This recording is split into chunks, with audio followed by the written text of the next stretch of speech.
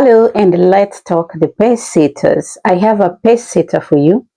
She's a nurse here in Germany and she deals with children with mental illnesses. Now, I met Petty more than a decade ago. She's brilliant, she's ambitious, a go getter, and we lost contact. So one day I was just, cruising through Facebook and I come across this interview she had done. She was promoted to a managerial position in a station. So she will tell us more about that. But first of all, before I bring her to introduce herself, let's take a look at that interview. Ich fand echt cool, dass ich diese Schritt gemacht und gesagt, okay, ich probiere meine Bewerbung zu schreiben, aber Hintergrund habe ich gedacht, naja. Hallo, ich bin Patty, ich bin Pflegefachfrau. Davor war ich im Hotel beschäftigt. Dann bin ich nach Deutschland gekommen, war das unanerkannt. Und dann habe ich überlegt, nun, was soll ich machen? Und dann hat eine Freundin gesagt, du kannst in die Pflege probieren. Und dann habe ich gesagt, mit meiner Sprache, mit allem und Pflege habe ich Angst, es ist schwer Arbeit. Es war Arbeit, wo keine wollte. Und habe ich gedacht, nee, alle wollen nicht, warum soll ich mich trauen oder warum soll ich das machen? Und ich fand echt cool, dass ich diese Schritt gemacht und gesagt, okay, ich probiere meine Bewerbung zu schreiben, aber Hintergrund habe ich gedacht, naja, es wird nichts und so. Jetzt bin ich Praxisanleiter, also es motiviert mich, weil man kann alles lernen, kann sich weiterbilden, man hat Möglichkeit, alles gestalten, wie man will. Ich wollte gerne in die Pflege, weil das Arbeit mit Menschen, das ist sehr, sehr interessant. Man hat verschiedene Gespräche mit Menschen und das finde ich auch bereichert. Zum Beispiel, wenn man hat eine 80-Jährige oder wenn man hat Kinder, man hat alle Bereiche und finde ich, es macht wirklich Spaß. Hello, thank you for inviting me to be here. My name's Petty Kitonga. I'm 43 years old. I have 2 kids. I'm married and by profession I'm a nurse. Before I came to German, I was in hotel industry. I did my hotel college in Italy, and for me, I loved my work. I worked like 1 year before I came to German.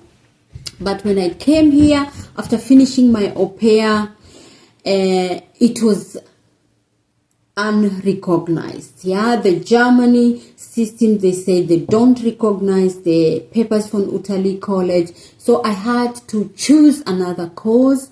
That's why I did nursing, because I couldn't go further with the hotel duties, as in hotel occupation. I couldn't do it. And they told me to start it again. And I was like, no, I did in Kenya 3 years. Why should I start it again? So I just made a cut and they said, no, now I will just start another profession. That's why after my au pair, I started the nursing occupation. Now, coming to Germany with a foreign certificate, you have to get it recognized. And there are only 2 results. Either your certificate can be recognized with the German system, or it may not be recognized with the German system.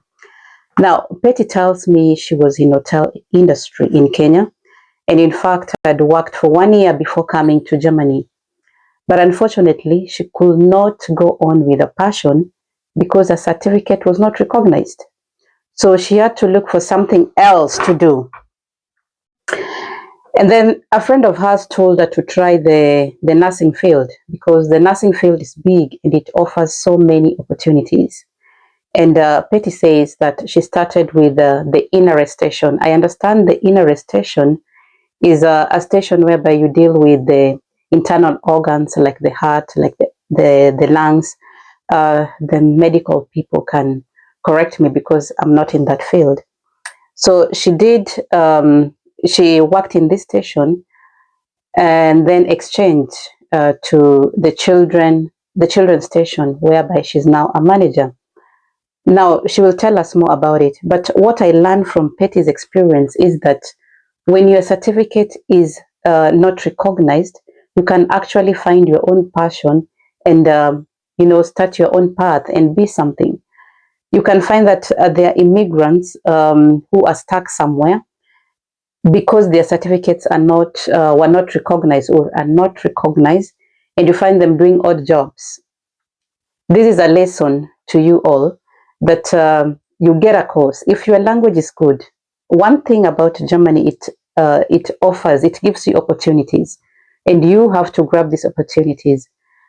You have to be good in the German language, not good enough, but at least attain a B2. Another thing is that you should have work experience. These courses, there are courses that goes as minimum as 1 year, but when you have an experience in this course, you can always support it with Weiterbildungen. Weiterbildungen is more courses as you study, as you work in that particular passion that you have found. You can climb the ladder and reach a level that you want to reach. After finishing my nursing school, I started to work in an internist station. The station was very nice. I was very motivated. I wanted to gain experience as I could recommend people who come direct from school to go to internist station, because you can learn a lot. You see a lot of medical problem, a lot of medical Untersuchung tests and everything. But after I had my firstborn, it was a lot for me. The workload was too much, and the staff, we didn't have staff. As in staff, there were less staff, a lot of work. So I decided to apply for a psychiatry station, Kinder- und Jugendliche Psychiatrie. I applied there as part-time job. So after I entered in this job, for these two jobs, I saw the difference in internist and with the Kinder Psychiatrie. I was like, oh, there it's a lot of work. It's good experience. You can learn a lot, but it was a lot of physical, and the psychiatry one, it was a lot of mental, and for me it was like a new land, something new. I've never been there. I've never imagined, and I was like, wow. I was shocked to know that kids can have mental illness. Children can have mental disorder. They can have problems. For me, in my head, like my culture is, I was like, why are the kids having problem and everything? It's like they are small children, they cannot have problem. But the more I did this part-time work, the more I enjoyed the work, the more I was like, no, I think it's time for me to change. And that was the time I changed. I never thought for once that children also can go depression, but I'm told that they are also human beings. The way depression affects you is the same way depression affects them. Now, Petty mentioned certain factors, and she says that it all starts at home. And she says children who are molested, the children whose parents are going through divorce or separation, and these kids, they forgo food, they just stop eating, and they abuse drugs. So let's listen more to what Betty is educating us on this. In my station, we deal with different sicknesses. The sicknesses, I will have to tell them in German. They are like depression, where they feel like they want to kill themselves, they want to harm themselves, they want to cut themselves, or they want to do others some harm. And some sickness are ADHS, they cannot concentrate, they are hyperactive. We have autismus, we have Essstörung, that's why with a problem with food, anorexia, that is anorexia in English. They just feel like they don't want to eat. But at the end of the day, this problem, it's not about this eating problem or overactive or to cut themselves. It's something like they're affected in their parents' home. Yeah, it deals with that parents are so busy, nobody taking care of the children, because you see the world since Corona, economy is high, people are working to meet the bills, and the children are forgotten. And when the children are forgotten, these are the things that we experience in my clinic. And the other sickness is like schizophrenia. We have also addictive inducive, as in children with drug abuse.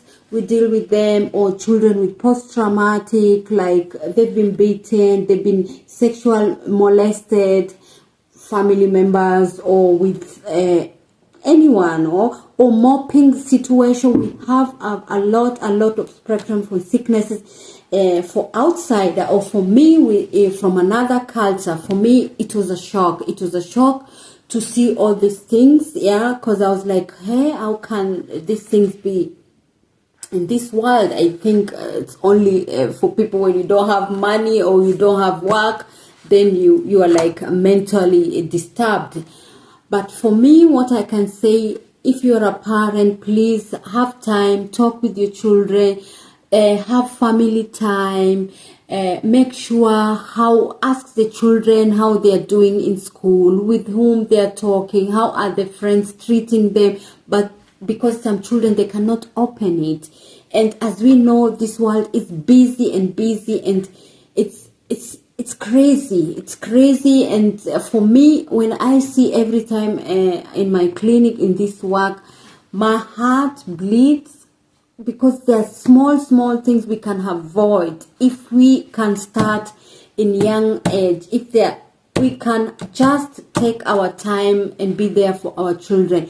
And in Germany, I think they have also Jugendamt. They have system where they can be helping, where somebody can go and get help.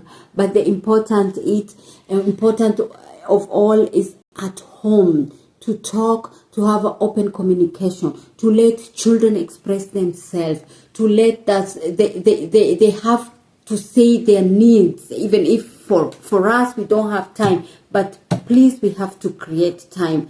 That's what I will wish for all parents, and better parents, also for us parents. Planning for money is important, or our family is also important. But at the end of the day, when I have a lot of money, it won't help me when my family, when my children are not getting well, and when everything is not functioning. Thank you. Thank you guys for watching. My name is Milka, and this is the Pace Setters. If you have a story, you want to encourage us, you want to tell us what good thing you do to encourage people out there, reach out and let's share your joy. Bye.